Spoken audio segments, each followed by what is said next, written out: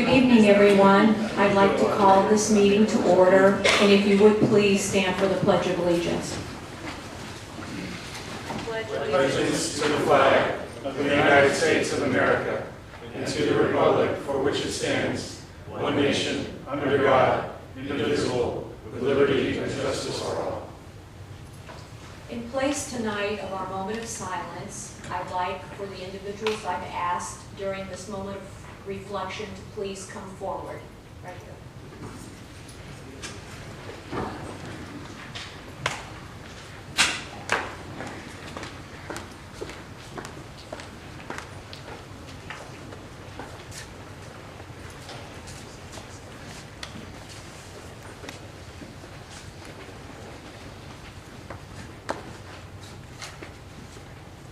Thank you for coming tonight. In honor of Thanksgiving and starting our holiday tradition, we are going to do something a little different tonight. And I'm going to start with you, Dave. I'd like to give you a candle, which I will light in representation tonight, if I can light it. Of you as a resident of our community, and also in light of the Jewish heritage and of the catastrophe that happened in Pittsburgh. Very nice. This is in honor of your group, A2K, Julie, who has done so many awesome things in our community by giving us beautification. You've given us places that our citizens can sit when they're waiting for their trips, and we are very appreciative of all that your group has done for our city.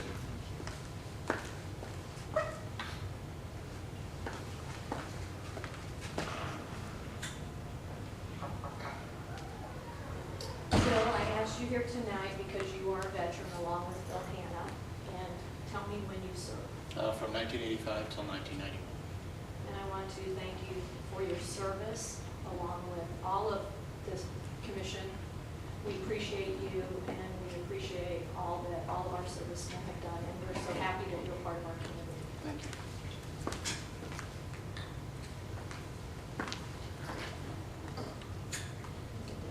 Yes.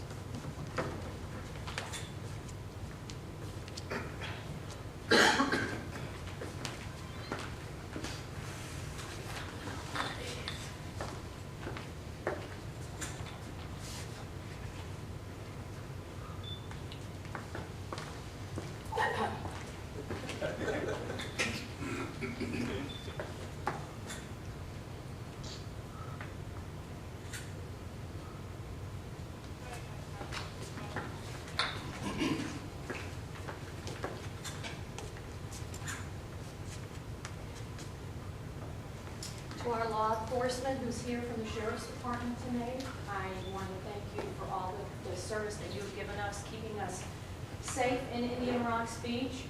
We are very appreciative of you, and we look forward to many years that you will serve our community and help keep our cities very safe and a neighborhood where you engage with our community. Thank you for your service.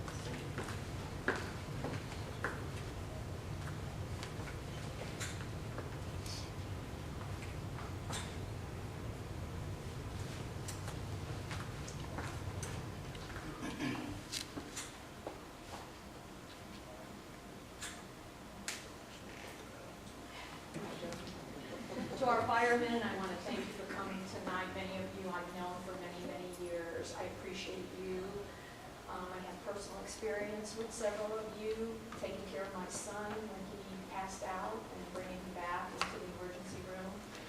And we love all of you, and I'm so appreciative that you're in our community. Thank you for your service of keeping us safe and always being there when we need you. Thank you.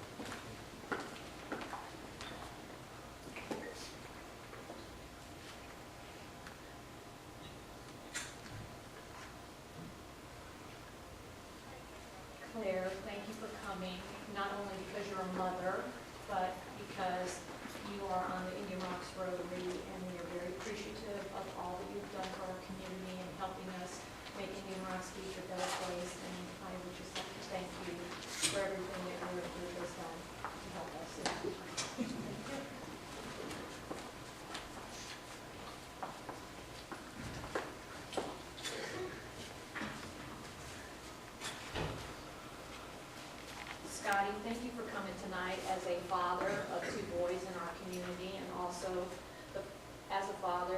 children that went to Nona where there was an issue that they had someone with a gun.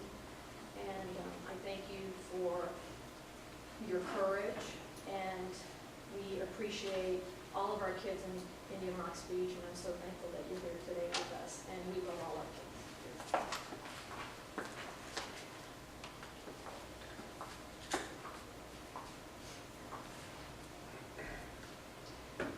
Joe McCall, thank you for the Homeowners Association. I'm very appreciative. The commission is very appreciative of everything that this group has done for how many years have we? Myself, 5. 5. But I think the group since the 70s. We are very appreciative of all of the funding that you have also helped along with the Rotary and also Action 2000, and I'm very appreciative of you.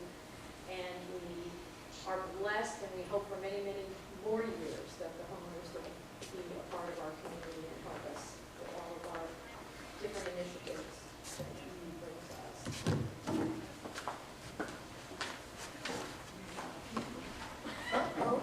Let me share this one. No, I don't want to fire We just want to put it out. Yeah, that's firing.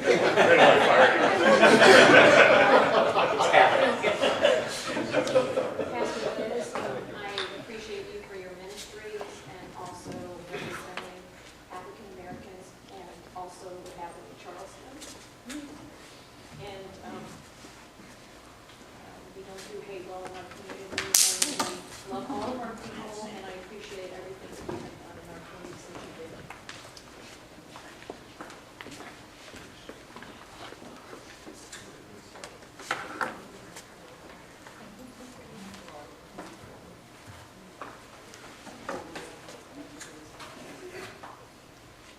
To our newest group, Greentown Kids, Allie and Laura, I wanted to say that one of the things that we love having you in our community and your new ideas and all of the environmental things that you're bringing and teaching your children, and we're so happy that you're part of our city. And I thank you, and I'm very appreciative that you came here today. Thank you. The symbol of the beacon of light that each of these candles that is lit tonight represents our community, and we hope that we are an example to our sister beach communities as well as the rest of Pinellas County and the state of Florida and our country, that we do not do hate, that we are a community of neighbors and family who care about each other, and that we intend to be an example through the holidays, that we are thankful for each other, our families, and I hope that as you begin your Thanksgiving, and perhaps on that day, that you remember the light that shines on you, that you have brought to the community of Indian Rocks Beach. And I thank you tonight, all of you, for participating. Thank you.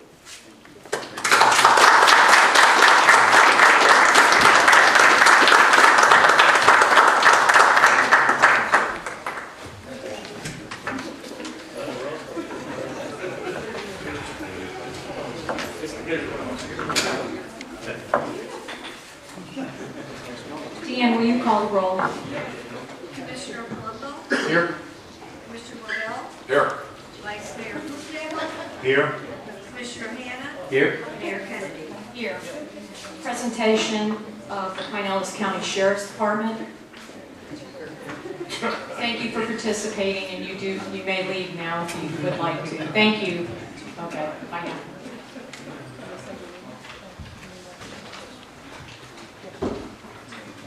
Hello, good evening. Just a quick rundown of the numbers for October. There were a total of 19 people arrested throughout the month, 862 events logged in the city, which resulted in 1,226 units responding.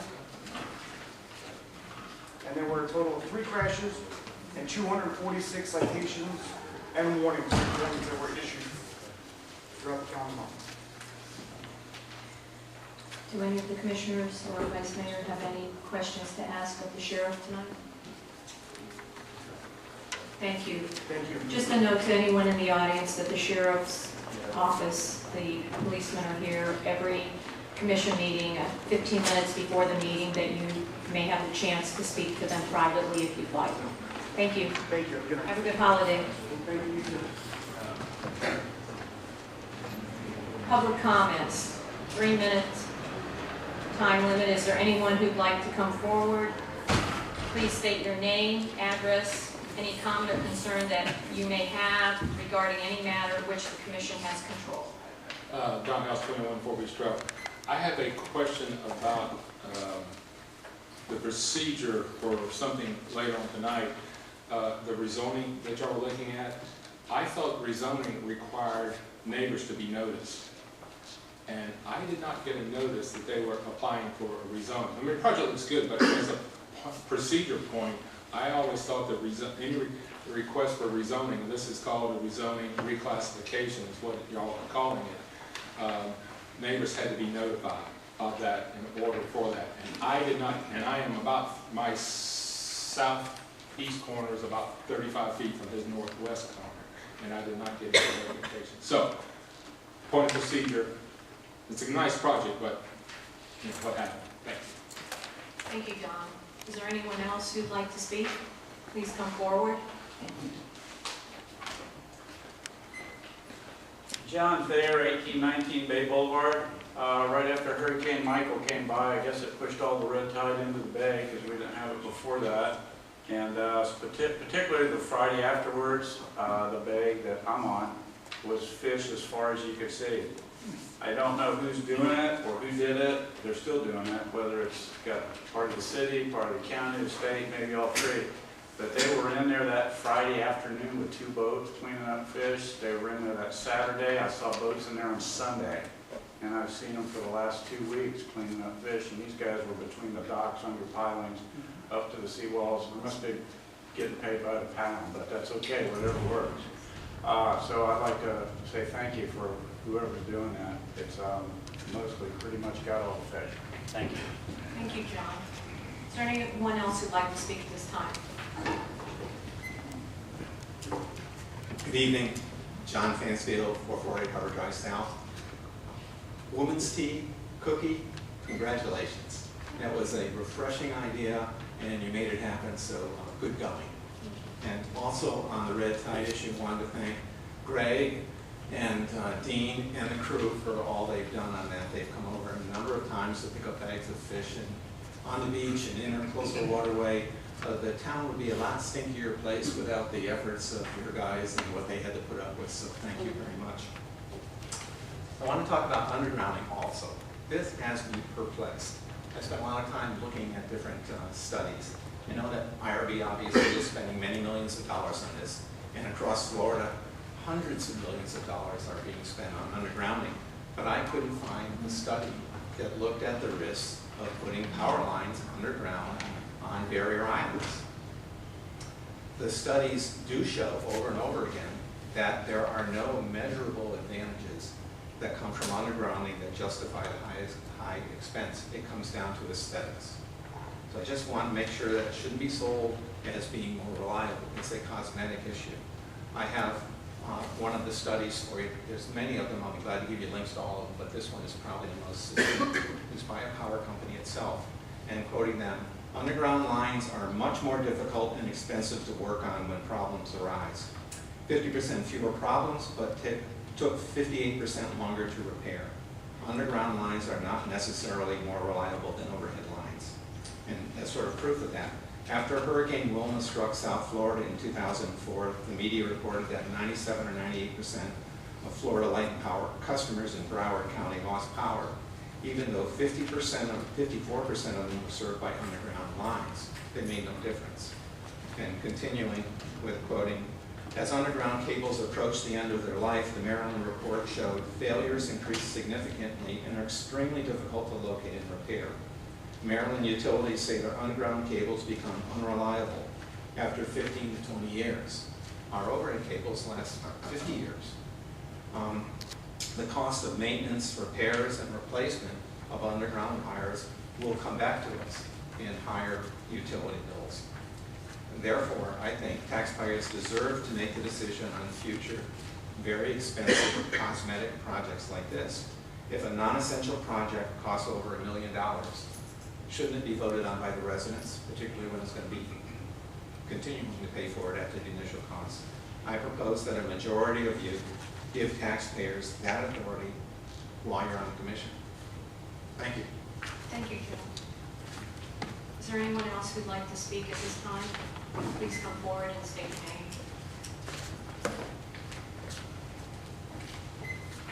Good evening, Julie Hofnagel, 2 Fifth Avenue, Indian Rocks Beach. I'm actually here on behalf of Action 2000, and I wanted to thank the entire city and staff, and also the commission for a very successful Oktoberfest. We couldn't have done it without you, and each one of you up there were great volunteers. Thank you, Phil, for all those photos.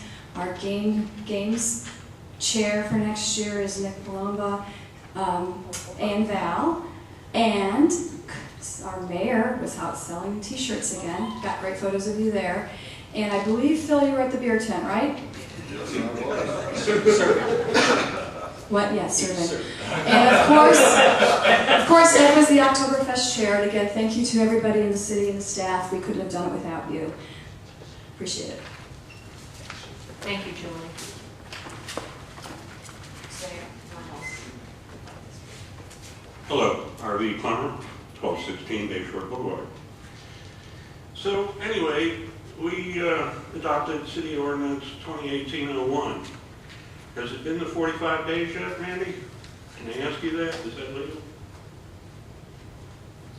This is your opportunity for public comments. Oh, it's only public comment. Okay, I can't ask. Okay, so anyway, this City Ordinance 2018-01, it should be going into effect soon.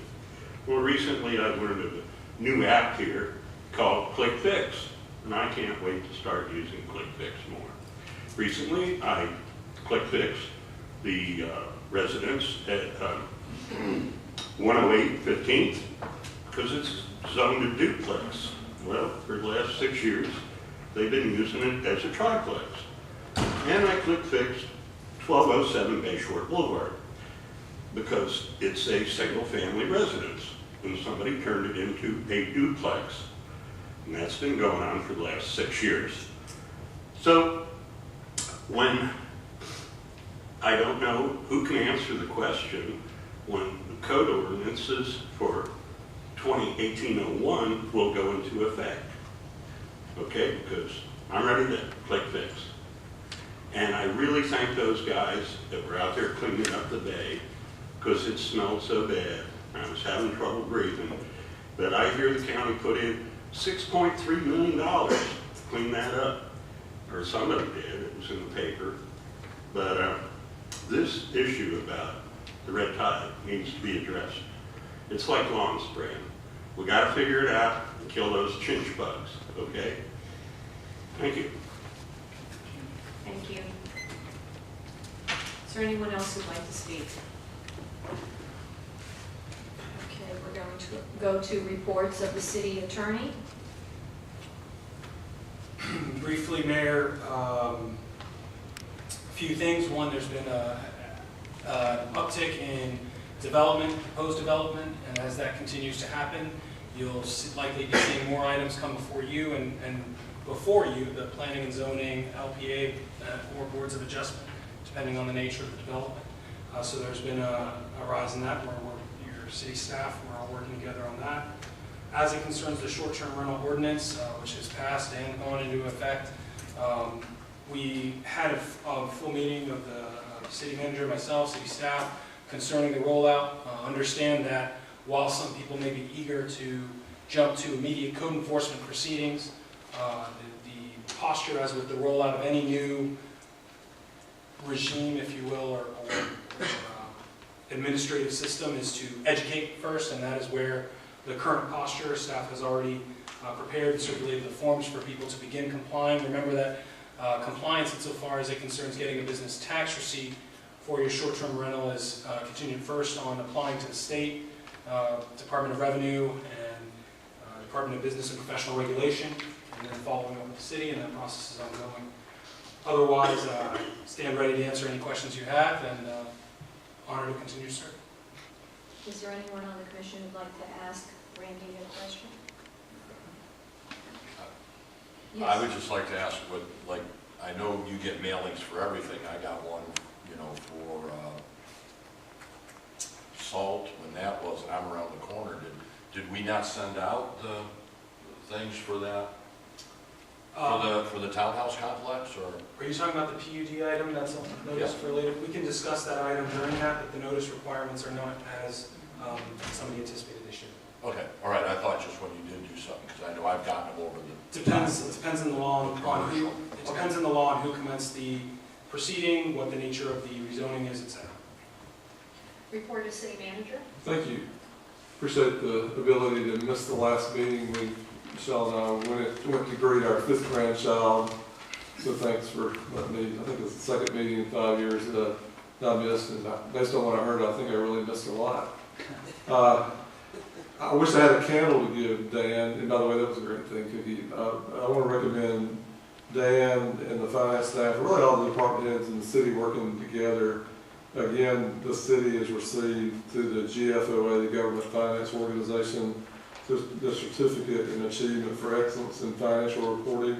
Every year when I announce that we've won this, I always feel like I'm at the Academy Awards, and we're about to get some big trophy, but it is a big deal, and Dan and his staff particularly, there's a lot of boxes that have to be checked, and it's tied to the annual audit that our auditors come in and do, so thanks, Dan, for everything that y'all do. We're actually, speaking of audits, our auditing firm will be in the next 2 or 3 weeks to do their annual visit and go through books and records. Moving on to the next topic, talk briefly about Red Tide, my new worst friend. You know, Red Tide is different every day. Sunday we picked up 600 pounds of dead fish on the beach. Monday we picked up 6 fish, and the day we picked up 0. So it's just a back and forth, and speaking as a person that lives on a bay in the same area where the gentleman spoke earlier, we the wrath of red tide. Unfortunately, I'll tell you that most of the people that we deal with and talk with the county believe that it'll be around probably in full force until sometime like January before it starts dying back off. So it's a give and take thing. I will tell you that Kelly Levy, who is with the Pinellas County organization and DRC, they've been nothing but great to us. The one morning when I realized that you know, we were telling people what the kind of the threshold was on picking them up yourself, when we looked out, back behind our house was covered with fish, I called Dean and said, like, okay, we met the threshold, called DRC, and my mother was in town, and I had taken off early to take her to lunch, and we were gone a couple of hours. I took her down the beach and came back, and there were literally 4 boats on our bay picking up fish, and by late that afternoon, I had neighbors saying, like, "Did y'all do that?" And of course, I did the right thing. I gave the county credit with DRC, but it could have been a lot worse if the county had not been so proactive. And for the example of using shrimp boats out in the Gulf, catching a lot of those dead fish before they came to the shore. So I just, you know, and on top of that, our own staff, I asked Dean today to give me a conservative number of pounds that we picked up, and this is just the beach, and it's in the neighborhood of 50,000 pounds. And I think we've all, since we all live here, I think we've all walked the beach and smelt how bad that is, and our guys are out there 7 days a week, either picking them up by hand or using tractors and other things to pick them up. So kudos to the public services staff for sticking it out even when it was hard to breathe out on the beach. So we'll get through it, but the plan's working, and we appreciate the county and particularly DRC for everything they've done. Hallfest, we had it back not too long ago. It was great. Had a huge turnout again. I'm appreciative of the commission approving the money every year to let us do that for the IRB residents and neighbors, people that come over for that. And a couple of things that are coming up is the Christmas tree lighting. A2K is helping us again with that. We've got another corporate person that's coming on tap to help us with that. And like I have for the last 4 years now, I'm going to predict a strong chance of snow for tree lighting. And then lastly is the street parade. And one of the things that I want to talk to the commission about, and I'll talk to y'all about this individually as y'all adopt the schedule for events, is that staff probably is going to propose the merger of the tree lighting and the street parade on the same day, so we can have a party in between. So we'll be talking more with you about that. But I've rambled on through enough, and I'll be happy to answer any questions that you have. Does anyone have a question for the city manager? Okay, we'll start with our wonderful Vice Mayor, Ed Hoffnagel. I don't have a report, but Cookie, thank you for what you did honoring the people tonight. That was very nice. And you guys, for Oktoberfest, thanks to city staff. It was everybody in the city was really helpful. Things you never saw, like Dan getting all the insurance certificates so that we could have the event, and Greg helping to make the whole event easier, and Dean, your guys really just, selfless. I don't know how you sat out there that whole time just waiting for something to go wrong, but luckily nothing went wrong. Thank you so much. It made my job a lot easier, and from what I heard, everyone who came enjoyed it tremendously. Thank you.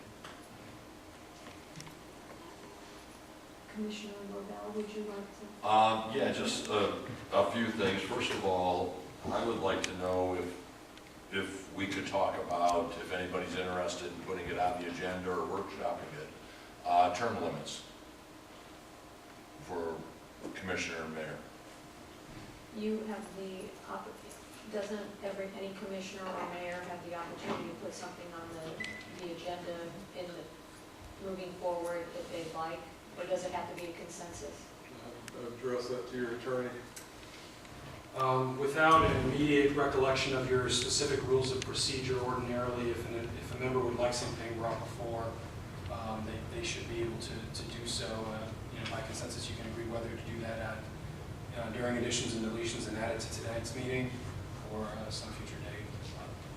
I would like it to be at our next meeting to be advertised so the public knows and they can come and weigh in on it also. How does the rest of the commission, would you like to go forward and we have a discussion about that? I probably do. Okay, all right. My suggestion to you as staff is if you want to give notice that you do it probably in January. That's That's really not enough lead time for us to try to get the word out about it. Y'all can do if you want to, but I wouldn't recommend it. That's fine. Is January okay with everyone?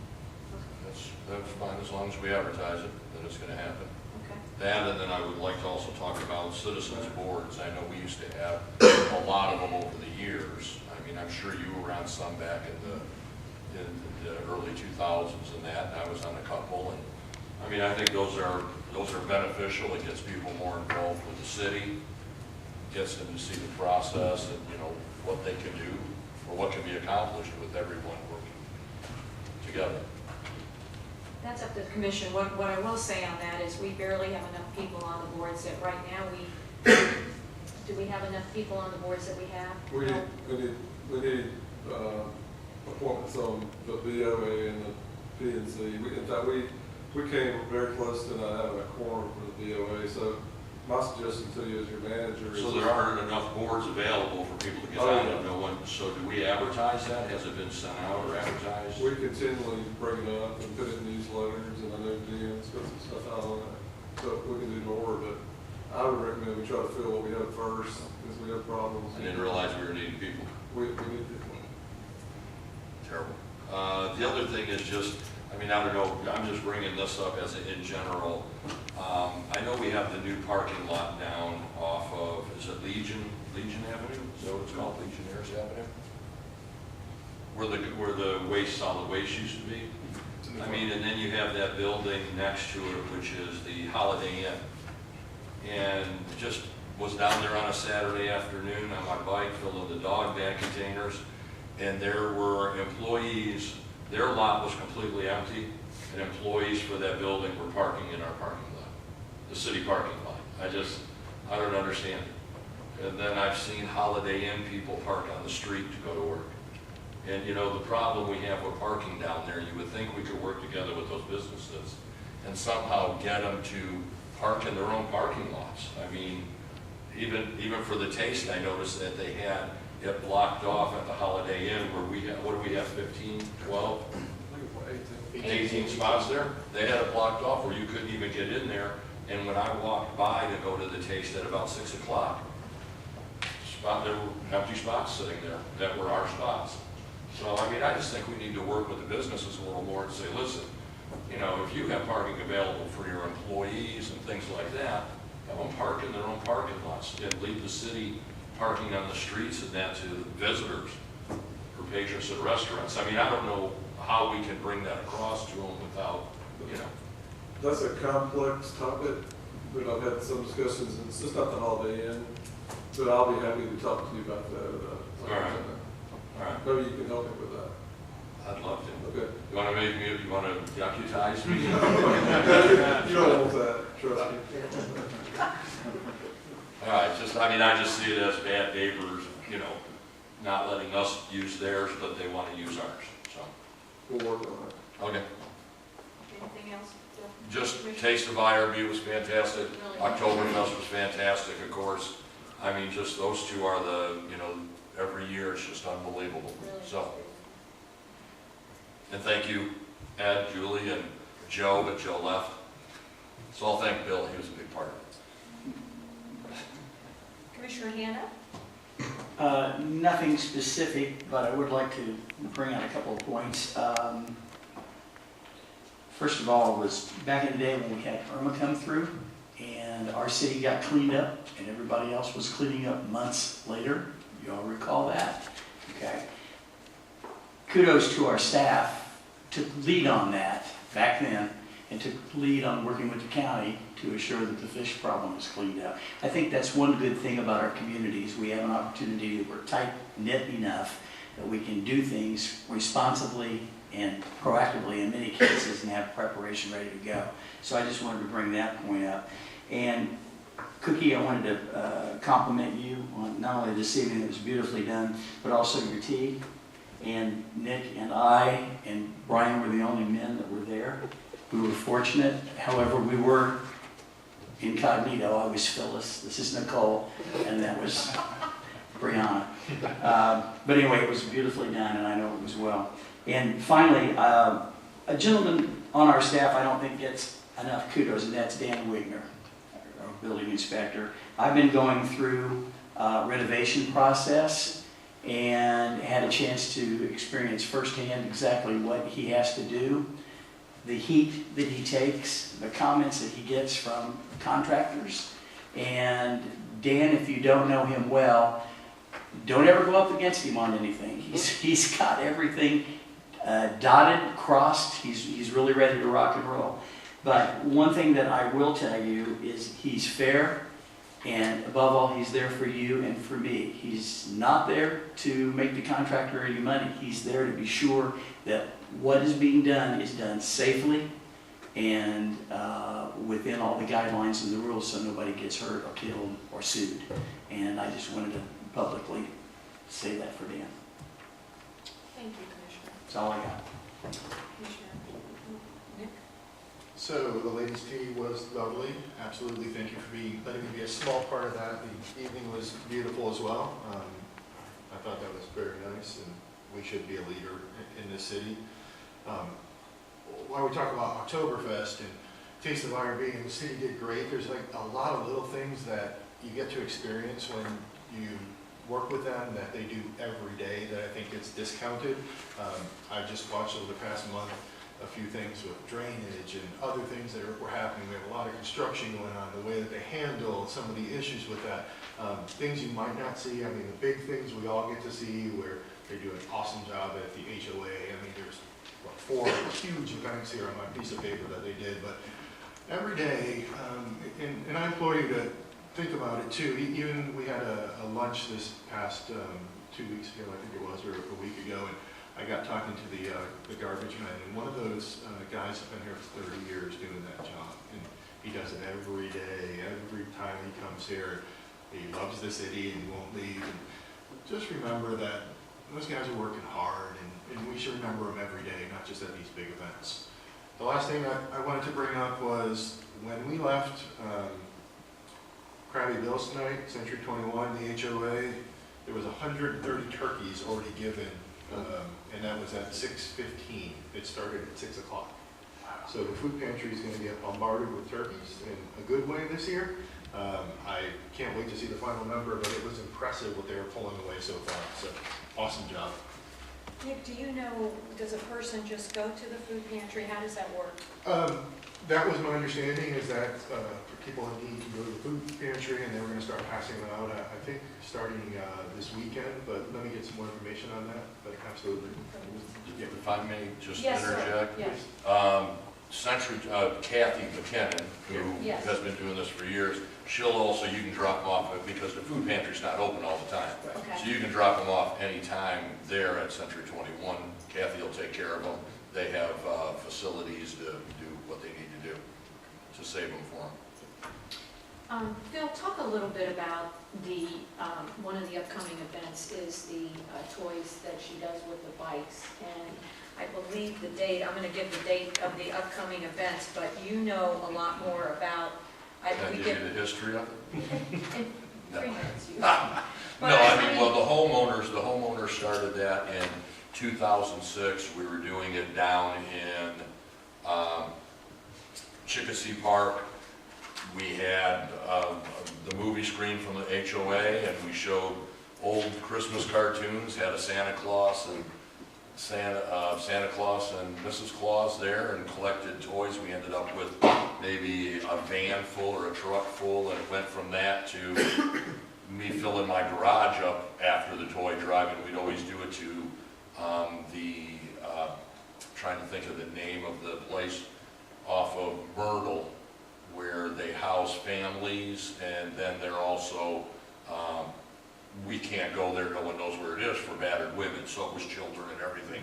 And it went from that, just toys, to now Kathy, I think she ended up with 170 bikes already, and they'll be having that. I don't know the date on it, I don't have December, it. I just looked it up. The It's second December- Wednesday? December 12th. That's the second, so the second Yes. Wednesday, and it'll 6 start to at 6 9. o'clock over there, and they'll be bringing the kids over to pick out bikes and all that. Like I said, I think it was 170 bikes last year.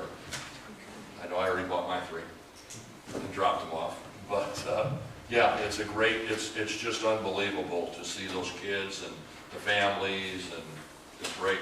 It's a great tradition that was started, and you have to give Kathy credit, because she just took it and made it something that is just more than you could believe happened in the short, 12 years it's been going? Yeah, Yes. she's done, it's awesome. So, I'm going to add to that some of the events we have coming up. This Friday night is the Save Our Cottages documentary, which will be unveiled at the Largo Cultural Center. There are 2. One is at, I believe, 7:30, the other is at 8:30. And there are tickets still available for the 8:30. I believe they're $10 a piece. And we're excited. I mean, this is showcasing our community. And if you have an opportunity to see it, I hope that you'll come out and be with us at the Largo Cultural Center.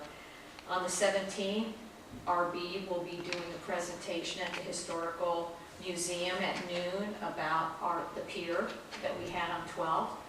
And it's Bring a Dish, so if you would like to hear about our pier, RB is a worth of information on the pier that we had on 12th, so I hope that you'll come out for that. Of course, we have Thanksgiving, wishing everyone a happy Thanksgiving.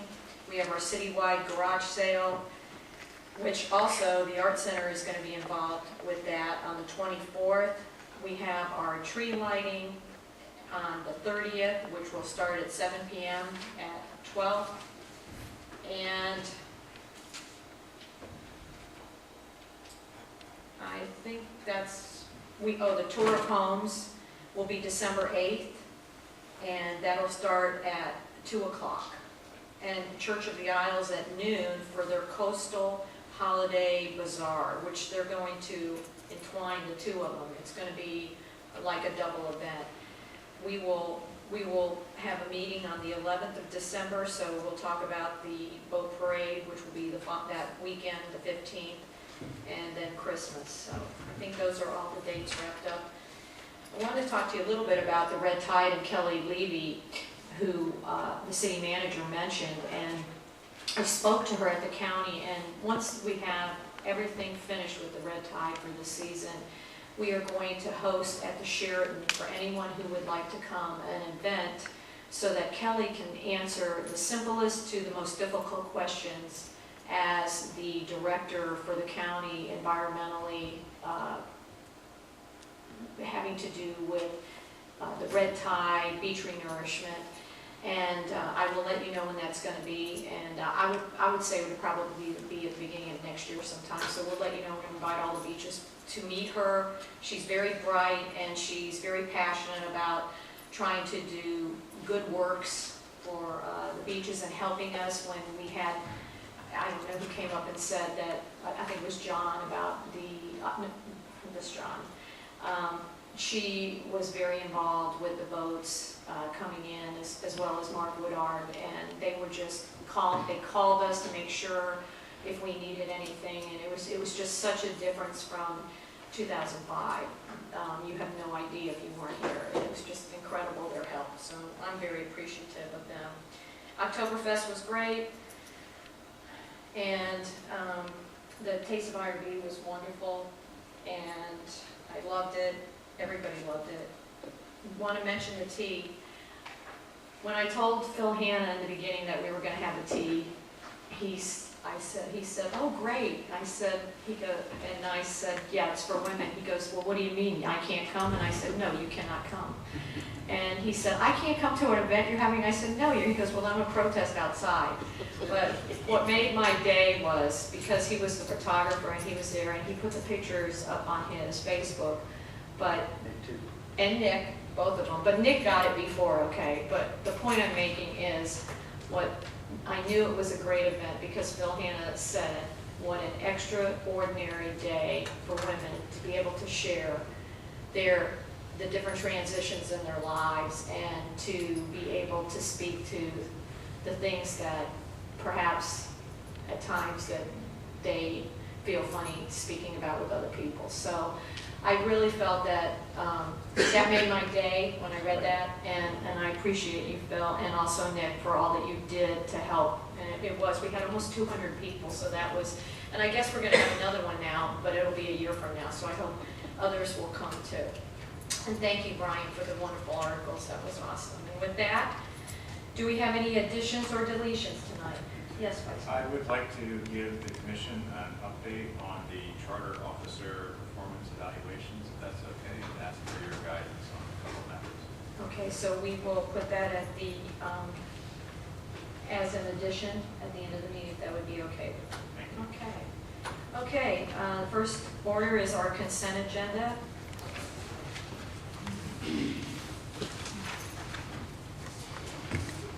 There is one item on the consent agenda, Mayor. Item A, approval of the October 9, 2018 regular City Commission meeting minutes. Okay, is there a motion? Motion to approve minutes. Is there a second? Second. Okay, Deanne, would you call the roll? All in favor? Aye. Okay. Motion carries. Our next item is public hearings.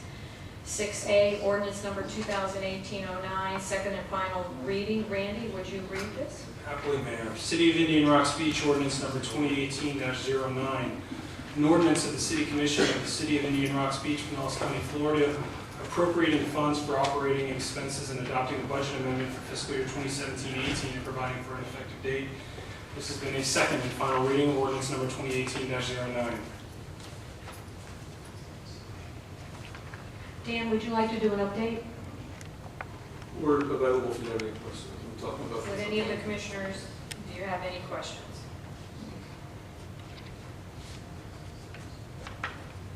Is there anyone who has, okay. I'm going to open this agenda item to the public hearing. Is there anyone who would like to speak on this agenda item? Hearing none, I'm going to close the public hearing. Do we have a motion? Motion to approve 2020-18 09. Is there a second? Second. Deanne, would you call the roll? Commissioner Palumbo? Yes. Commissioner Rovell? Yes. Commissioner Hannah? Yes. Commissioner Hufnagel? Yes. Mayor Kennedy? Yes. Motion carries. 6B, ordinance number 2018-10, second and final reading. Randy, would you read the title and ordinance? Happily, Mayor. City of Indian Rocks Beach, ordinance number 2018-10, an ordinance of the City of Indian Rocks Beach, Florida, Florida Municipal Corporation, hereinafter Indian Rocks Beach, granting to the City of Clearwater, Florida, its legal representative, successor and assigns hereinafter Clearwater, a gas franchise, and imposing certain conditions relating thereto, providing for repeal of all as a part of ordinances it conflicted with, providing for an effective date. This has been a second and final reading of ordinance number 2018-10 by title only. Dan, would you like to do an update? We'll be happy to answer any questions. Does the commission have any questions on the second and final reading? I have a comment. Yes.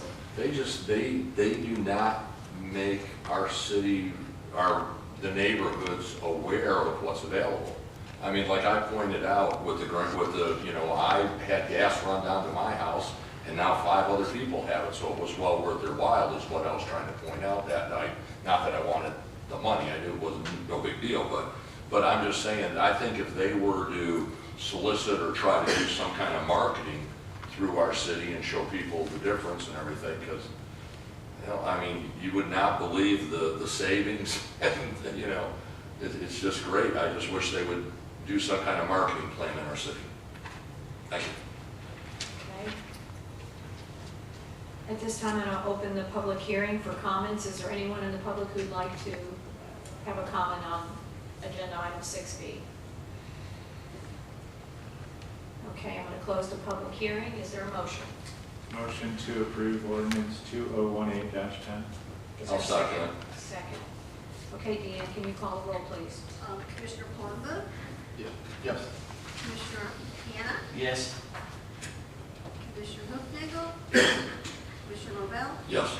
Commissioner, Mayor Kennedy? Yes, thank you, Deanne. Okay, we're on to 6C, ordinance number 2018, PUD case number 2018-01, first reading. Randy, would you read this ordinance? Yes, Mayor. City of Indian Rocks Beach, ordinance number 2018-11. An ordinance of the City Commission of the City of Indian Rocks Beach to rezone and reclassify lands owned by Hawksbill Moon LLC at 2100 Gulf Boulevard in the City of Indian Rocks Beach, Pinellas County, Florida, legally described as Lot 7, less than or 50 feet, and all of Lot 6, Block 58, re-revised map of Indian Rocks Beach from its present zoning classifications of commercial tourist into a planned unit development, providing for approval of a corresponding planned unit development agreement and providing for an effective date. Because you are considering this as a planned unit development and there are criteria in the code, I'm advised that we conduct this as a quasi-judicial proceeding. With that, is there anybody who's had any ex parte communications with the representatives of Hawksbill Moon LLC concerning this particular planned unit development? No. No. Is there anybody who's done a site visit for the limited purpose of evaluating this ordinance and application? No. Thank you. With that, will anybody who intends to offer testimony before this body please stand and raise your right hand to include city staff, the agent, and any representatives thereof? Do you swear or affirm the testimony you'll give before this body is the truth, the whole truth, and nothing but the truth? Thank you. With that, I would tender the meeting back to you. Kenny, would you like to give your staff report? All right, we'll start off with the PowerPoint presentation. As he said, this is a planned unit development approval of a 4-unit multifamily residential development located at 2100 Gulf Boulevard. We can see where the location is. It's right on the corner of 21st Street and Gulf Boulevard. The site plan shows entrance off of 21st Avenue North and off of Beach Trail. There was an issue that they could not access off of Gulf Boulevard since there was not a curb cut there, and the county said you have access off of 21st and Beach Trail. Well, 21st Avenue, we did have to work with Dean on getting access. We moved one of the parking spaces over and had them come in the front area there. You can see the arrows. That just shows traffic patterns on where they go on that. Now, on this drawing too, you can see, since it's a 3-bedroom unit, they are required 3 parking spaces. And this is one thing that we've looked at as far as, doing a PUD, that we could work with it, because they have the cars stacked behind the other ones, which is not, for a code. And so that's the one issue on that. And then we got the landscaping plan, which we've got the tree requirements along Gulf Boulevard, and then also along 21st Avenue. Actually, they went above and beyond on 21st Avenue. They really didn't need those size of trees or number of trees along that area there. But we worked with them and felt, it would just make a nicer visual on the corner on that. So, and you'll notice that some of that landscaping is within the landscaping of the right-of-way. And they will maintain that all that landscaping plus the island at the corner. Because they're going to be reducing that island like a foot or two just to make the curve in there. So, those are some things we've been working on with the applicant like over the last year to get this project to actually be able to come to fruition. And this is the picture of the preliminary plat. And, he's proposing to do townhouses, and that was another reason to do the PUD, because without the PUD, you'd have to go with condominium ownership. And it's because the way the plat is. The way the plat shows townhouses, where they'll own the land underneath it. It's like the Cove. All those townhouses own the land underneath it. And then there's common area or common ground. They have some common area here. It's a much smaller scale on this since there's only 4 units. But otherwise, if we didn't do this, it would be a condominium. And that was, the applicant did not want to go with a condominium ownership. I think there's more to it, there's more cost, there's more headaches, that type of thing. So, and these are the building plans. This is the east-west elevations. We did work with them to get the air conditioners on the roof because of the side yard setbacks. We do not allow those. And then this is the north-south elevations. And that's why I was working with them on the landscaping plan, just, to cover up the first floor wall. I mean, we'll have trees up there tall enough so we won't see that. And then these are photos of the previous site.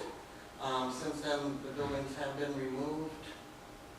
And you'll notice here we've got the mailbox plus the cable box at the corner there. The mailbox will be moving over. The cable box, it will be remaining where it is. And the newspaper box will be moving too. And this is what the site looks like right now, since the buildings have been demolished. And with that, what's the height? Just curious. What was the height? The height of the buildings, it's 35 feet. It's way below. We are allowed up to 46. Right. And he's going just, 2 stories above, so we're at about 35. He also was allowed 5 units. He could have had 5 units on that lot, and he went with the 4. So. How many parking spaces does he have? I know you said there was 3 extra. How many total? There was 12? Well, in the garages, there's 3 per unit. 3 per unit? Yes. Okay. And with that, you do have my staff report. I'm not going to read it all the way through, but we did review it for criteria of section 110-644. And the staff recommends approval of the request. So with that, Ms. Harmon, did the Planning and Zoning LPA Board review this for consistency with comprehensive plan? yes, they reviewed it and voted 5-0 to approve the plan unit development. Thank you. Does anyone have any questions for Hetty? Hetty, I saw the preliminary plat. Does that mean that they're going to have to subdivide that plot of land into 4 lots and file that with the county? Yeah, yes, it will be filed. And that will be on our next meeting. That will be through, I think, a resolution on it, and it's being reviewed right now. City and county. Yeah, yeah, we, it's reviewed by the city, our firm reviews it, and then it, has to go to the county. Thank you. Is there anyone else who has any questions for Eddie? With that, I'm going to open the public hearing. Is there anyone? Actually, No, Mayor, I'm at this gonna have time, we the- would have the applicant come forward. Yeah, the applicant. Would you like to come forward? Do you want to bring your, I don't know if you want to bring your, it's up to you. We've got it. I got it. It's actually in there. My name's Ron Ginsky. I'm the owner and developer of the townhomes there. And I actually, I grew up on the other side of Bel Air Causeway. I've been coming to this beach since I was a little kid. And we bought some property over there and thought it'd be kind of nice to develop that into a, what we think is maybe more of a quaint townhome community, which we think fits Piney Rocks Beach a little better. Have something nice and small in there and that people can enjoy. Does anyone have any questions for the applicant? Okay. If I may ask, in your documents, are you going to limit rentals or? Yes, we are. The HOA has been written up already. The rental limitation is for, it's kind of tailored more for snowbirds. People are going to stay a little longer. It's going to be 3 or 4 months. Okay, great. I'm going to let you sit down and I'm going to open the public hearing. Is there anyone who'd like to come up to and state your name at this time and your address? Townhouse 2104 Beach Trail. This is a great project. I mean, it really is. I mean, it's less impact. It's just what you would want your neighbor to be instead of, as many as they can put on there. I mean, they're really doing a great place. The only question I have had, and when Randy said sometimes you notice and sometimes you don't, that particular, what is the trigger that happens on this? I mean, this is obviously great. I think so, but I mean, maybe one of the other neighbors doesn't. And if there was no notification, how do we know what's going on there? I mean, but, I think it's a great project, but what happens with the notification on the next one? What happens then? What if this guy had a PU that had some commercial on the bottom and then residential on the top, which is allowed in a PV? Would we have had notification at that point? How as neighbors do we find out what's going on? But, in this particular case, I don't think anybody on the block would complain because it's a great project. Thank you. Oh, by the way, tell them not to put a closet in the third room and it doesn't count as a bedroom and it only needs 2 parking spaces. Is there anyone else wishing to speak at this time on this agenda item? If not, I'm going to close the public hearing. Is there any other comments from the commission? And if not, is there a motion? Before we go to Would you like to answer? well, yes, and 2 procedural matters, Mayor. Just because it's come up a few times, and Commissioner Robel asked whether or not a rezoning ordinance, the manner in which a zoning ordinance is noticed depends on a few factors. One of which is who is initiating the rezoning. If it's initiated by the city or it's initiated by somebody other than the city, in this case, the gentleman who spoke before you, that changes the analysis. Whether or not the rezoning actually changes the list of enumerated uses within that zoning district changes the analysis. So in this case, where the ordinance initiated by someone other than the city changes the zoning map designation without impacting uses, that is, it's residential here and they're putting in residential, then the city only need abide by the usual notice requirements set forth in Florida Statute 166.0413, which is notice 10 days before adoption, ordinary public notice. That doesn't bar the city from enhanced notice, but it's not required. If this had been initiated by somebody other than the city, it would change the actual list of permitted, conditional, or prohibited uses in that situation, and where PUDs in some way operate as a sort of overlay district. If the PUD agreement materials before you proposed, for example, in an otherwise residential district to now put a pizza shop, that would change the permitted uses within that district and then may require enhanced notice. But because of the particular manner in which this proceeded, enhanced notice proceedings or procedures of 0413C, 166 0413C were not necessary. While there may be times where we're accustomed to the way things usually work, please understand, as with all legal matters, the stock answer is, it depends. So. Did you get that? Thank you. Yeah, I understand why. All right, do we have a motion? Before that, Mayor, so because we're in the quasi-judicial procedure, the staff has an opportunity if it has any further comments. Staff does not have any, as the person tasked with advising this body and making sure this proceeds legally. Just remind you that all the materials are in the packet materials, including the staff report, the proposed agreement, the proposed ordinance, that all consist of the record in review before you. With that, does the applicant have any closing statements they wish to make on this application? No. Seeing none, now Mayor. Is there a motion? Motion to approve 218-111. And is there a second? Second. Second, Vice Mayor Nagel. Okay, Dan, would you call the roll, please? Before we go to roll, Mayor, is there any comment or discussion among the body based on the application? No, you said no, Phil? Okay. I think in our quasi-judicial function, we are supposed to be thinking about whether this PUD is of such size, scale, complexity, and design that it would be inconvenient or inefficient to process it outside of the PUD process. And I think the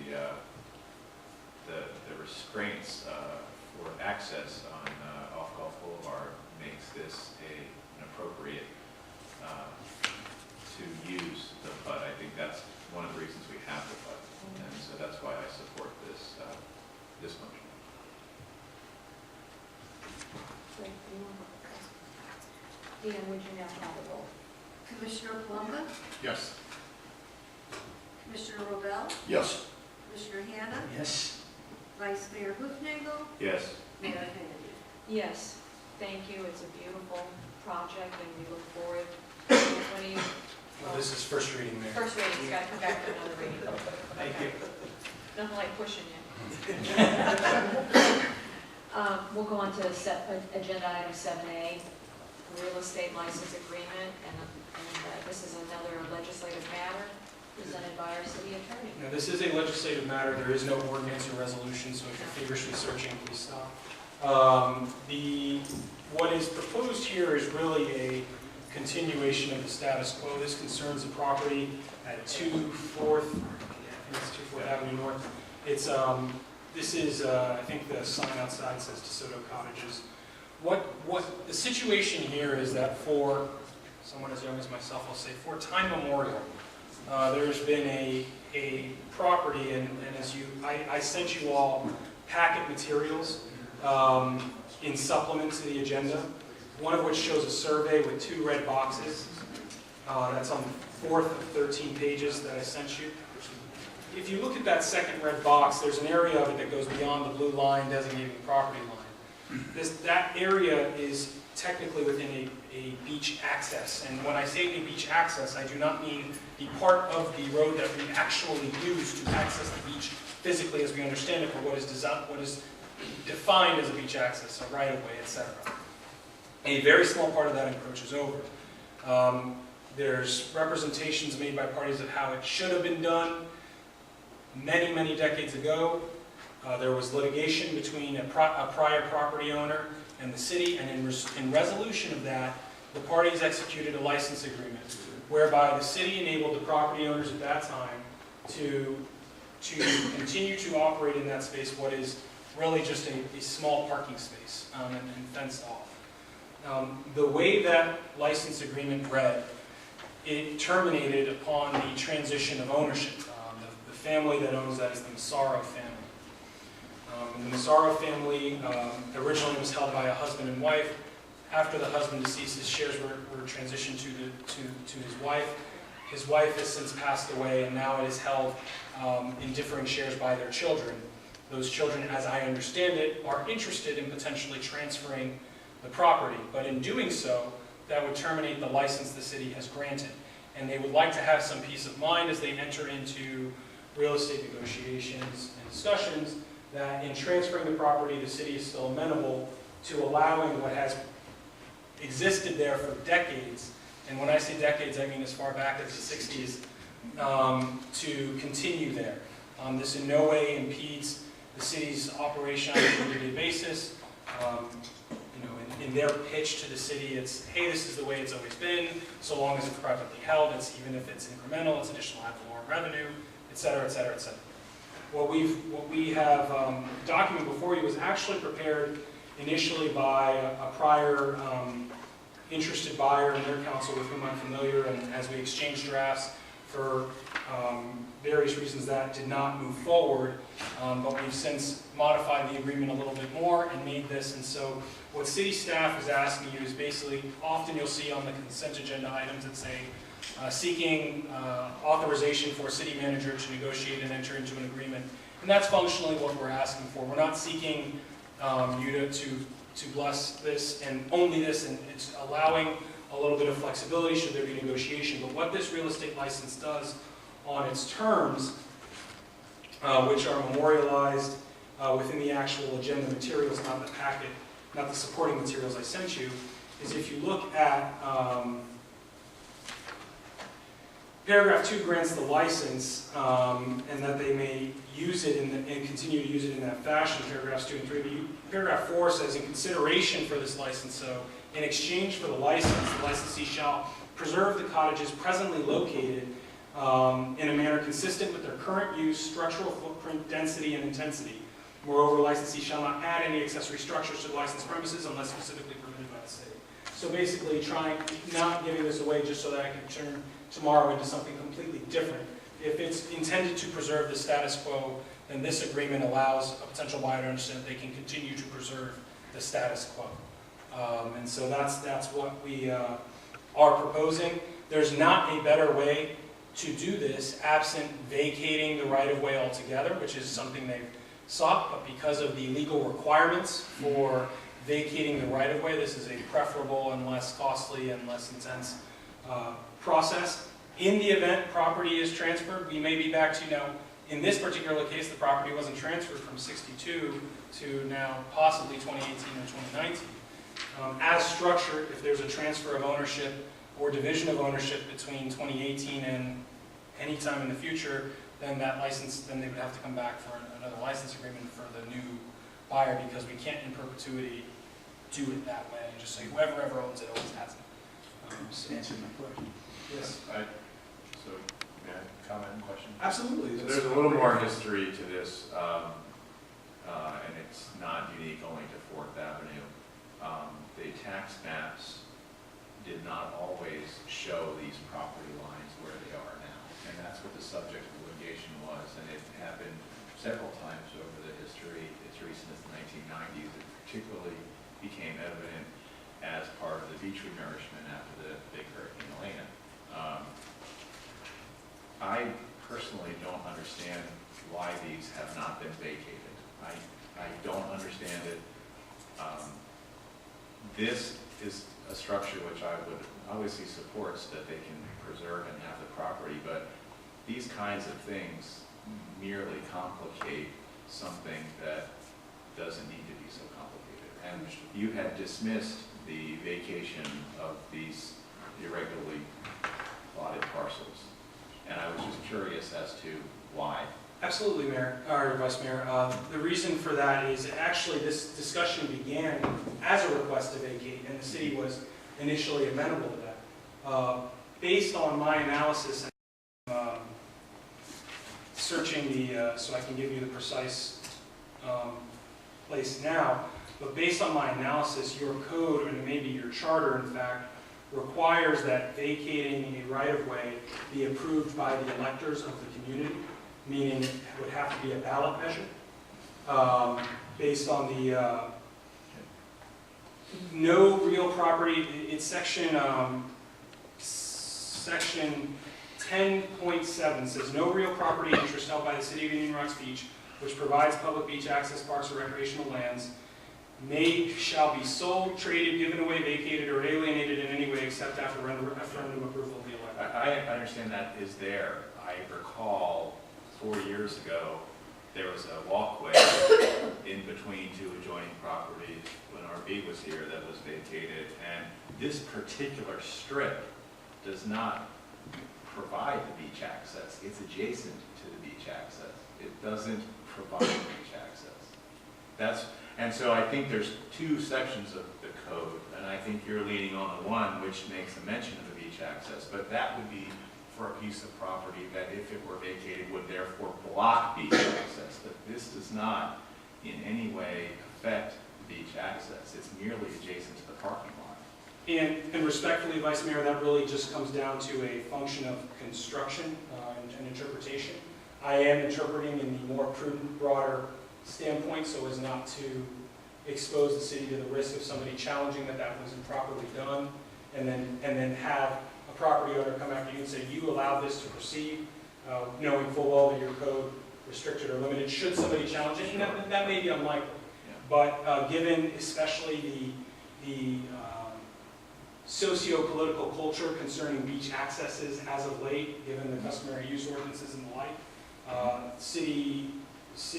my office erred on the side of being overcautious and prudent. Yeah, but that doesn't necessarily mean it's correct, so we're cautious. So I understand. I understand what you're saying.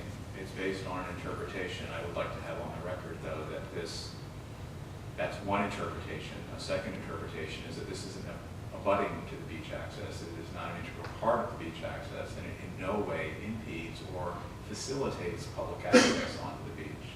In its present form, I agree with you that the space that is presently fenced off, that is ordinarily occupied by a car and driveway, is not used by the public to access. It hasn't been since the 1950s or before.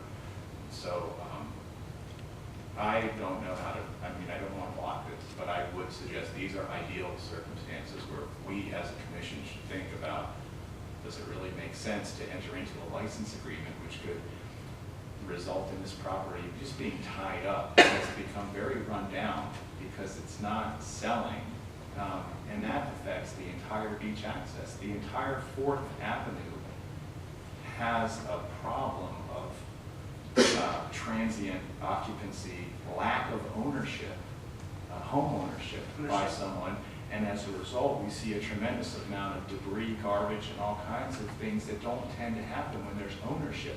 Mm-hmm. And so while it may be convenient for us to just paper over with a license, the property becomes less of a trouble property or a problem in real estate if it's at the right square. So just, that's my opinion. I understand that, and I'd be happy to keep that in mind and perhaps revisit it if it is, as you say, an endemic issue in the community beyond this limited property.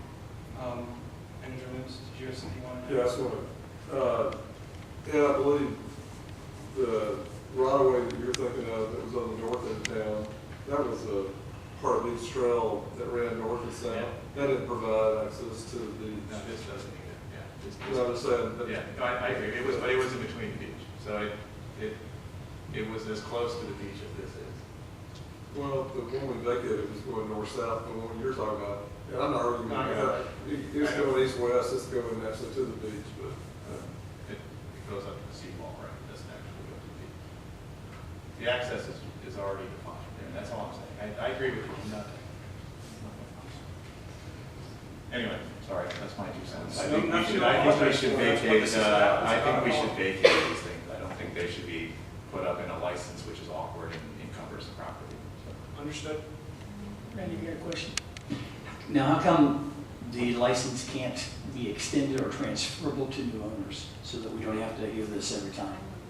It has to, without getting into the specifics of statutes, it's just understanding that the restrictions on time for the ability to alienate property interests and rights, rules against perpetuity, et cetera, that part of the analysis and the ability to transfer property in that manner are the reasons for that restriction. Thanks.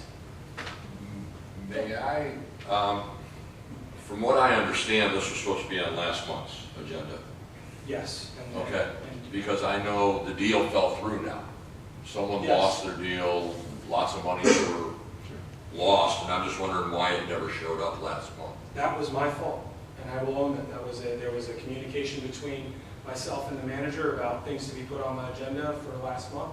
There were about 6 or 7. I handled 6, and the 7th one fell through. I apologized directly to that buyer and explained that it was an administrative oversight, which is all it was. It was not a result of any change in position, and that we were prepared to cure that immediately, and we'd already given them assurance before that meeting that the city would recommend approval and saw no reason why the commission would otherwise deny. Why, for their reasons between buyer and seller, they couldn't say, well, we have the assurance, no reason to doubt, might as well move forward or extend out.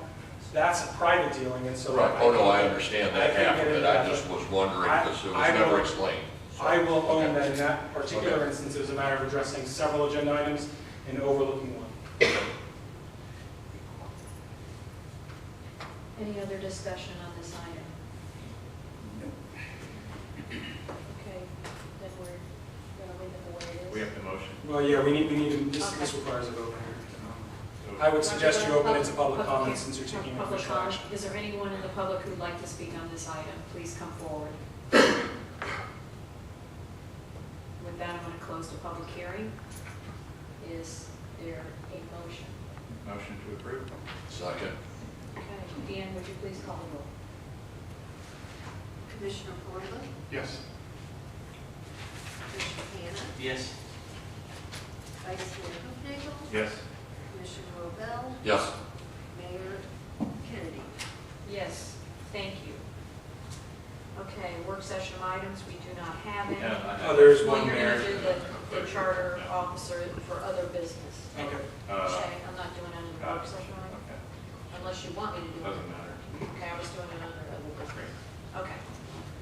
I'll turn it over to you, Vice Mayor. Yes, okay, so you asked me, or gave me Permission. concurrence to go and try to put some stuff together, and I met this month with Greg, and we talked about 2 parts.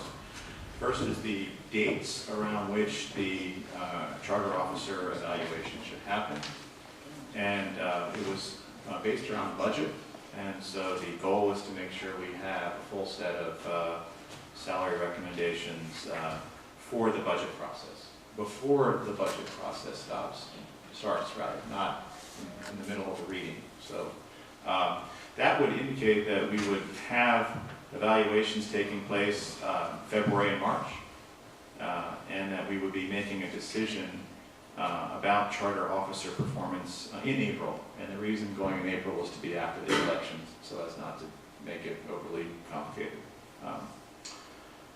So first is timing, and I think I'm just looking for your concurrence on this. Are you guys okay with having evaluations in the February and March timeframe, and then having votes put onto the agendas for our meeting in April, so that we can have recommended salary levels for the charter officers before the budget season begins? Is that okay? Well, what happens if the commission changes? We can always amend it, but Okay. the idea was to give the finance department input into the budget process along the same times that they're going and doing the other changes. Is that consistent? You guys okay? Is everybody okay with that? I'm okay with that. Okay. The second part was, what is the evaluation? And we've talked a little bit about that. And my proposal is, that it's hard for us as commissioners to comment on certain aspects of the charter officer's performance because we may not see them during their overall work days. So one way that would help us to have information before we are responsible for giving a final evaluation would be a process of peer and self-evaluations across the charter officers. And my thought, and I was asking about this with Randy, that those peer evaluations have a degree of anonymous anonymity to them, so that there's not peer pressure as to necessarily who prepared the evaluation. They still become public record, but there's not necessarily this person is evaluating this person, but rather we as a commission are receiving an anonymous evaluation from the peers. So the 3 charter officers evaluate each other, and then the 3 charter officers evaluate themselves, and we use that as a basis for our own decisions about how we think they're performing, in addition to our observations during the year. It's just an additional set of data to work on. And then coincident with that, we would be requesting survey of the compensation levels amongst each of the charter officers, consistently done.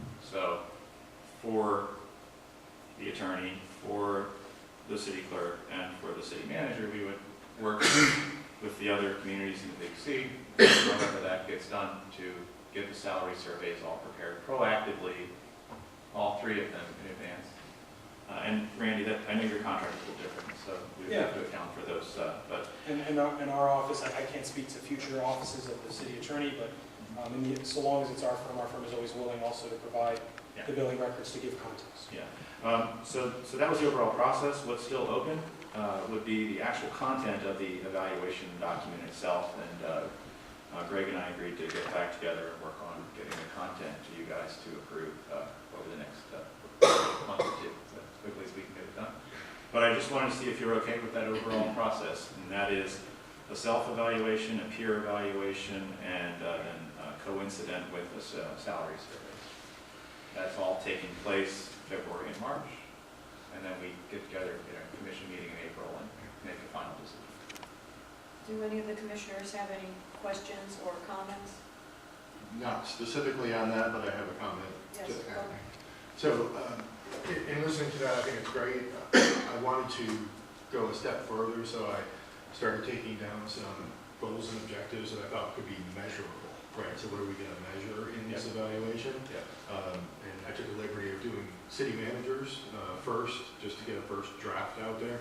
I handed them off to Greg for review. What I'd like to do is continue down that process if we think it's a good idea. I don't know how we introduce those. That's what I've sent to you so far, Greg, but if we could introduce that somehow to the rest of the commissioners for your review, if that's a direction we want to go. Yeah, that was the next step, was really to get a performance, like what is the evaluation? And hopefully there will be, the problem we had is that there was not consistent evaluation forms across the charter officers. And this is a potential. It's just a first draft, take a look at it. If we like it, let's go down these paths. And I think it's important for Greg to, each one of the charter members to say, I agree or don't agree, I can add or subtract based upon what we feel, right? I think that's great, yeah. So I just would love to get that out for everybody to review. Great. I serve on the executive committee with Ford Pinellas, and so we have to do evaluations for Whit Blanton, who is the executive director, and they have a peer evaluations that are not. So, I mean, it's not that it's something unusual. No, that's normal. Yeah. I just was adding that. So you guys are all right with that approach? Yep. No? Yeah, I would like to add to that, and I think we should hand an anonymous evaluation of the three to all employees. I talked about that, and spent a lot of time about what that's called a 360-degree evaluation. And I think what I felt after talking with Greg and thinking about it and talking to staff, it's lopsided. Not every charter officer has a whole bunch of employees working for them, and so it's not really representative. There's the majority of city staff reports to the city manager, and so no one likes their boss. That's not fair. But just give me the casual statement. So it's not really. That's not true. You know what I'm saying.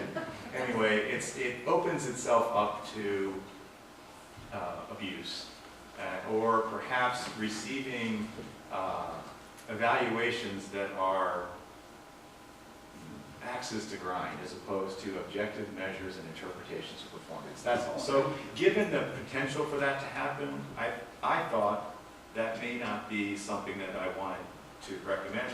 I did think about it though. Right. If you felt like it just had to happen, Well, I just want you to know we thought about it. no, but I think we would be able to read through the lines to see if it's like, oh, this is my chance to get at that, How if it's anonymous? I mean, because you'll know the anger in it if you really dig into it. I've been part of something like that years ago, and it was an eye-opener to a certain extent, but it also does of the people that were filling them out, even though you didn't know who they were. I mean, and you're not gonna base your whole thing on like, oh my gosh, look at what this guy's saying. I just think it's a good thing to get a more of a general overview, because even if they are not working directly with that person or for that person, they see more of it than any of us will ever see or ever experience. So that's why I think it would be, just in general, and whether you want to, you know, really take it to heart what you're reading on them or not, I just think it would be more of a general observation of behind the scenes. If I may, Vice Mayor Hoofnagel had a form of this discussion with me, and I addressed some of this in my call with him, but I'd also like to note, one, as you talk about this evaluation process, note that there's nothing that prevents you from, on an ongoing basis throughout the year, bending staff's ear and just saying, hey, what's the climate like? What are you experiencing? Not intervening, not telling them what to do or how to do their jobs, just saying, hey, what's the morale like? What's your experience? I saw you were, you know, at the beach, the big beach bash, and that seemed to go well. Did you feel so from an administrative standpoint? What can we be doing better? Nothing prevents you from doing that. I'd also add that there is a concern from a legal side. There's nothing that bars a 360 review or a 360 anonymous review legally. I think Ed's touched on some of the prudence concerns. I think another one from the legal side from a prudence concern is much in the same way that some police departments are leery of implementing body cams for everything. It's not about, we don't want to get caught doing this, but what you're creating is a whole host of public records that are exposed to, while one person may be able to read through the lines, another may not, which can create a bigger morass or mess than they necessarily address. And there is the disproportionate angle of it insofar as, for instance, I probably deal with on average 4 people in the city, and all of them are seated there. So there's that element of it as well. So that would be my 2 cents. But to note again, there is not anything legally prohibiting it.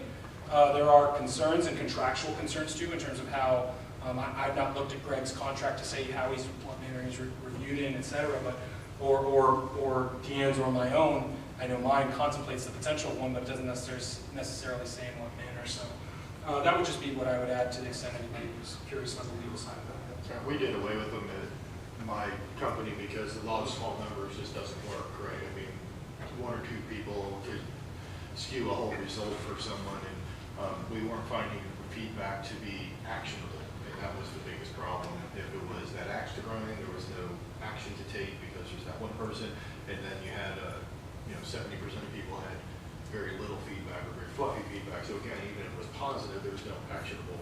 I think having measurable goals and objectives is more critical than somebody 3 levels down from somebody. It's just, we have never found that to be successful. Yeah. Yes.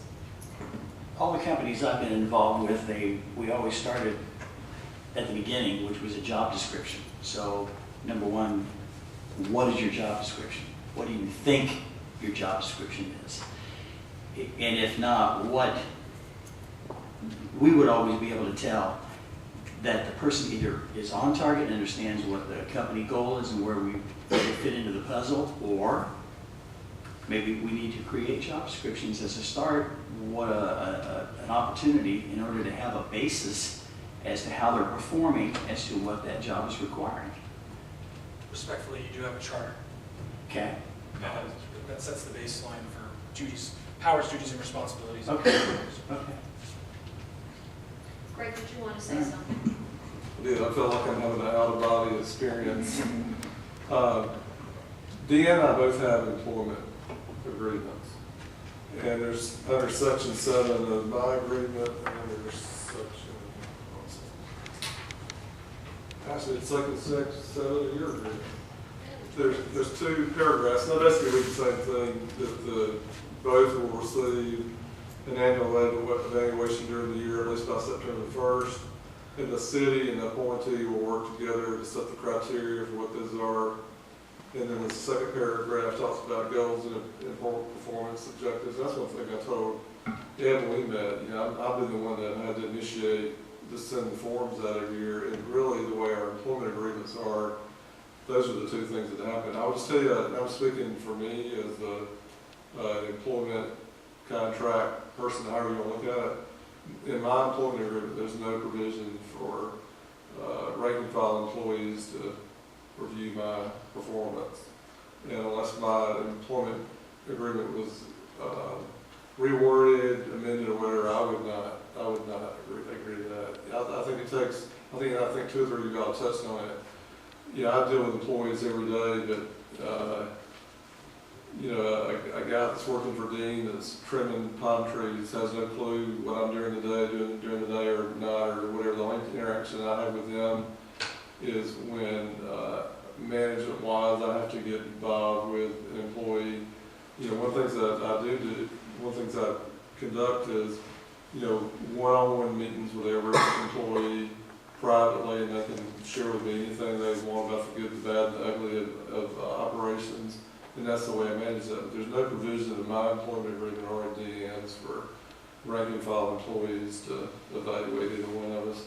And there's language in these employment agreements about us working with y'all to do what you're talking about doing. And that's what Ed and I talked about. That needs to be done. And I would appreciate the more detailed feedback, because we've used this kind of the standard evaluation forms. I actually provided the commission an updated city manager evaluation, and I talked about this also.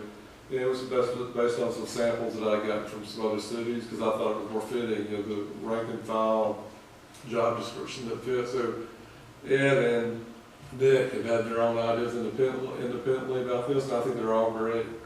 And I look forward to it. But as far as that one, I would not be agreeable to being a party to that review the way it's been stated. One of the things that Greg has done that I have appreciated working for several city managers is periodically he brings the employees and talks to them about how is their job, is there something that he may not be aware of? Is there something we could be doing better? You don't see that all the time. That being said, I feel that covers that issue of him dealing with his employees. I wouldn't be for, I don't think I agree with Nick on the measures. I don't agree with that. I don't think it has a place. I really don't. So, that was just my 2 cents. So where do we go from here? Well, if you give me the green light, we agreed on the calendar items over the next several months, and that'll become a regular annual process. I'll work, with your permission, work with Greg, Deanne, and Randy to get some content on the evaluation forms and bring those to you for your approval. And then when it gets to be salary survey time, I'd like to work with, I think, Greg to, however it gets done, to get a proper salary survey for all 3 of the officers at the same time, so we have that all packaged for you. Is there consensus?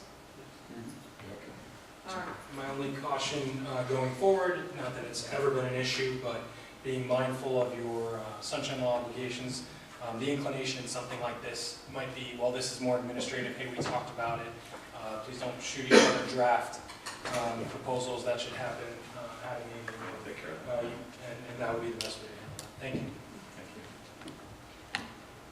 you. Does anyone else have any? Operator. Yeah, there's a glitch in this one, believe me. Motion to adjourn? Is there any other business? Yeah, can I, 2 quick things. I'm usually the one rushing y'all to get out, so just I promise you this will only take 2 minutes. In my haste of my staff report, I'd like to ask that Mayor that we put 2 emails that I sent y'all, actually 4 emails that I sent y'all in the record. One hasn't, when I missed the last meeting, there was a good bit of discussion about the alcohol request at the Salt Public House. I addressed that when I returned. Okay. I asked for that to be put in the record. I also addressed a question that was raised about utility work that was going on. I asked for that to be put in the record. I sent the commission an email about contact with code enforcement personnel in the city, in kind of chain of command and management protocol, and asked for that to be put in the record. And also asked for the last one about, I just covered that one. So I'd ask that these 4 emails be put in the minutes or in the record as part of my report. That's fine. Thanks. As far as the evaluation, are we gonna get like some better, clear PDF friendly forms? Because that last form. Let's get the content right. Yeah, but I mean, just saying that last form, you can tell it's been in the system since 1990 maybe. Yeah, forms we could take care of. Yeah, I figured it would. Is there a motion to adjourn? Yes. Motion to adjourn.